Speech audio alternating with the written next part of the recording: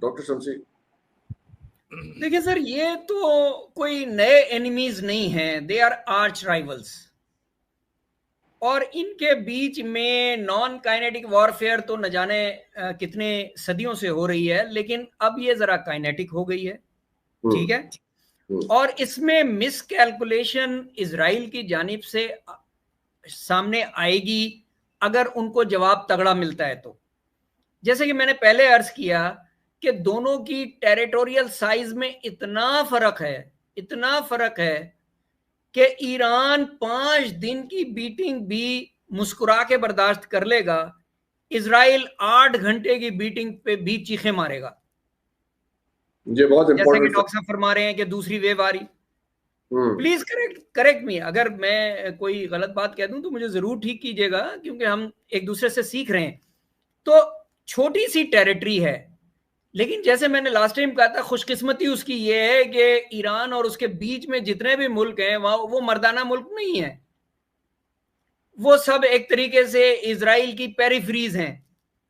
जिस तरह एक जमाने में हम ईरान की प्रॉक्सीज कहते थे, लेबनान को, इराक को, सीरिया को, तो आप समझते थे कि भाई ईरान का असर रसूख उस इलाके में ज्यादा है। अब उस इलाके में ईरान की सारी प्रॉक्सीज आहिस्ता आहिस्ता खत्म हो गई हैं, तो वहां पर इजराइल का असर रसूख ज्यादा है। तो ईरान के लिए, ईरान जो है ना, मेरी जाती राय में, ईरान इस वक्त सिर्फ इजराइल का मुकाबला नहीं कर रहा, ईरान इस वक्त पूरी दुनिया का मुकाबला कर रहा है। और खास तौर पे अपने इलाके में तो सभी का मुकाबला कर रहा है। जॉर्डन उनके ड्रोन्स गिरा रहा है। नहीं, नाम ना लें आप।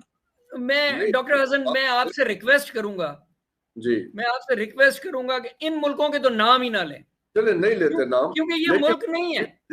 they are not countries, they were drawn by the British at the end of World War I, World War II।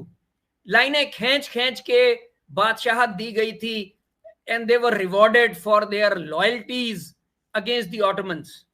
तो मैं तो इनको मुल्क कहता नहीं हूं ना, तो इसीलिए मैं कह रहा हूं कि टेरिटरीज हैं रास्ते में, टेरिटरीज हैं, रिजीम्स हैं। इस वक्त इसराइल को सपोर्ट मिल रिफ्यूलिंग रही है, सपोर्ट दे रहे हैं, लॉजिस्टिक सपोर्ट दे रहे हैं सर ईरान के खिलाफ। ऐसे ही है सर, ऐसे ही है। पिछले प्रोग्राम में हम कर चुके हैं डॉक्टर मुनव्वर। ये अब सूरत हाल है